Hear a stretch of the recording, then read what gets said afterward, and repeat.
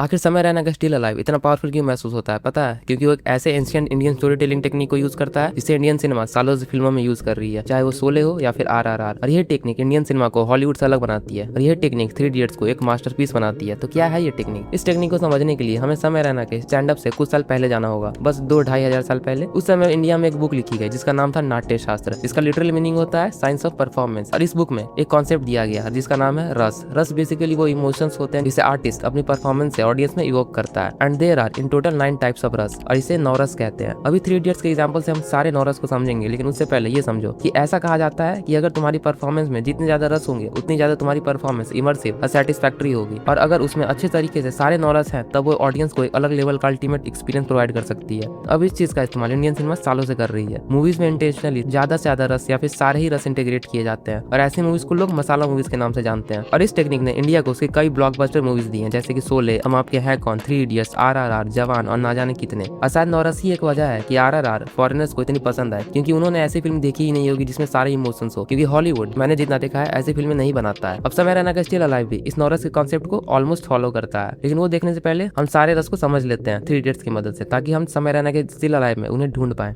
हास्य रस यानी कि हंसी, थ्री इडियट्स तो पूरी इसी रस से भरी हुई है। सुनो एग्जांपल, करुण रस यानी कि दुख, जब जॉय लोबो की डेथ हो जाती है तब एक कॉमेडी मूवी अचानक से सैड हो जाती है और वो करुण रस का एग्जांपल है। रौद्र रस यानी कि गुस्सा, हमें फिल्म में कई बार कुछ कैरेक्टर्स दूसरे कैरेक्टर्स पर गुस्सा करते हुए दिखते हैं, जो कि रौद्र रस का एग्जांपल है। वीर रस यानी कि हीरोइज्म, जब वायरस की बेटी का बच्चा होने वाला होता है और पूरे शहर में पानी जम जाता है तब रैंचो हीरो की तरह दूसरे स्टूडेंट्स के साथ मिलकर उस बच्चे की डिलीवरी में मदद करता है। या फिर जब फरहान हिम्मत करके अपने पापा से अपने मन की बात करता है, ये सब वीर रस का एग्जांपल है। भयानक रस यानी कि डर, जब वायरस को राजू कॉलेज से निकालने की धमकी देता है और उसे कॉलेज से ना निकालने के बदले रैंचो और फरहान का रस्टिकेशन लेटर टाइप करवाता है, तब वो राजू के लिए डर क्रिएट करता है, जो कि भयानक रस का एग्जांपल है। विवत्स रस यानी कि घिन, अब ये मेटाफोरिकली भी होता है और लिटरली भी, जैसे कि पूरी थ्री इडियट्स ही एजुकेशन सिस्टम और सोसाइटी पर हमें डिस्गस्ट महसूस कराती है, जो कि मेटाफोरिकल एग्जांपल हुआ। और लिटरल एग्जांपल तब हुआ जब राजू के घर पर रोटी बेलते वक्त उसके पापा की छाती के बाल रोटी में चले जाते हैं, जो कि सच में घिनौना है। अद्भुत रस यानी कि अमेजमेंट, मूवी के एंड में जब रिवील होता है कि रैंचो फेमस साइंटिस्ट फुनसुक वांगडू है, तब ऑडियंस को अमेज कर देता है और ये अद्भुत रस का एग्जांपल है। शांत रस यानी कि शांति, मूवी के एंड में जब सारी चीजें कंक्लूड हो जाती है, सारा कियोस खत्म हो जाता है, तब वो शांत रस का एग्जांपल है। और एट लास्ट श्रृंगार रस यानी कि प्रेम, प्रिया और रैंचो का जो रोमांटिक सब प्लॉट है वो श्रृंगार रस का एग्जांपल हुआ। और इस तरह से थ्री इडियट्स अपनी स्टोरी में सारे रस सीमलेसली इंटीग्रेट करती है, जिसकी वजह से ये फिल्म एक मास्टरपीस बन जाती है। पर क्या समय रैना का स्टिल अलाइव भी सारे रस को इंटीग्रेट करता है? चलो देखते हैं। हास्य रस, अब ये रस तो स्टिल अलाइव में हर जगह है, सो अगेन नो एग्जांपल। करुण रस, जब हैबिटेट स्टूडियो में बलराज के पेरेंट्स पुलिस वालों के पैरों में गिरे हुए होते हैं, वो इसी का एग्जांपल है। अंदर वो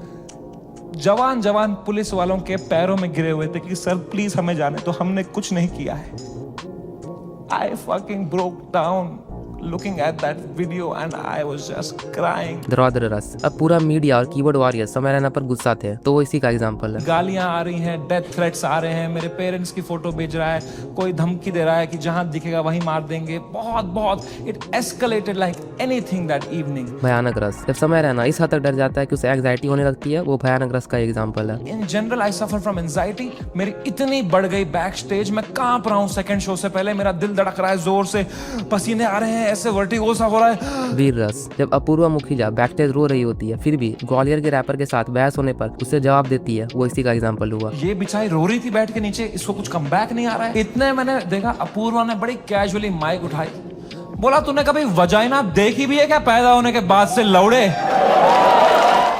या फिर जब समय अपने एंजाइटी के बावजूद स्टेज पर परफॉर्म करता है, वो इसी का एग्जांपल है। मैंने कहा मैंने मेरी माँ को नहीं देखने दिए कभी मेरे चेहरे पे इमोशंस, ऑडियंस को लौड़ा दिख जाएगा कुछ।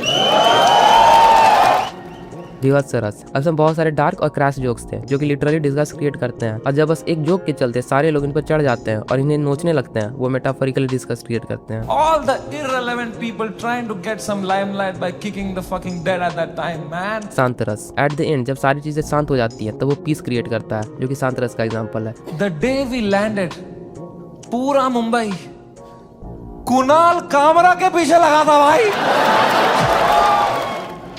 अद्भुत रस, अद्भुत रस तब होता है जब ऑडियंस अमेज हो जाती है। इसका तुम सीधे एग्जांपल देखो। Let me rephrase that. I don't think इससे हाई पॉइंट पे मेरे शो का सीजन 1 एंड हो सकता था। श्रृंगार रस, अब यही हो रहा है जो स्टैंड अप में मिसिंग है, क्योंकि इसमें लव का मेंशन है ही नहीं। अब तुम सोच रहे होगे कि क्या बात कर रहा है, इसमें इतना सारा प्यार तो है उसकी ऑडियंस की तरफ से, उसके फ्रेंड्स और फैमिली की तरफ से प्यार तो है, लेकिन श्रृंगार रस बस रोमांटिक लव की बात करता है, जो कि यहाँ पर मिसिंग है। Unless Samay Raina and Balraj are in अब भले स्टिल अलाइव में सारी 9 रस नहीं है, पर एक स्टैंड अप कॉमेडी में 8 रस होना भी फिनोमिनल है। और यही चीज स्टिल अलाइव को इतना ज्यादा पावरफुल और इम्पैक्टफुल बनाती है, और इसीलिए ये वीडियो स्टैंड अप की दुनिया में एक लैंडमार्क बन जाती है। अब मैंने ये वीडियो इसलिए बनाई क्योंकि मुझे हमेशा से अपने चैनल पर 9 रस के बारे में बात करना था। और जब मैंने स्टिल अलाइव देखा तो मैं समझ गया चलो इस पर वीडियो बनाते हैं। तो अगर वीडियो पसंद आई हो तो लाइक कर देना, सब्सक्राइब कर देना, हाइप तो 2-3 बार कर देना अगर कर सकते हो तो। बाकी इंस्टाग्राम पर भी फॉलो कर देना। बाय।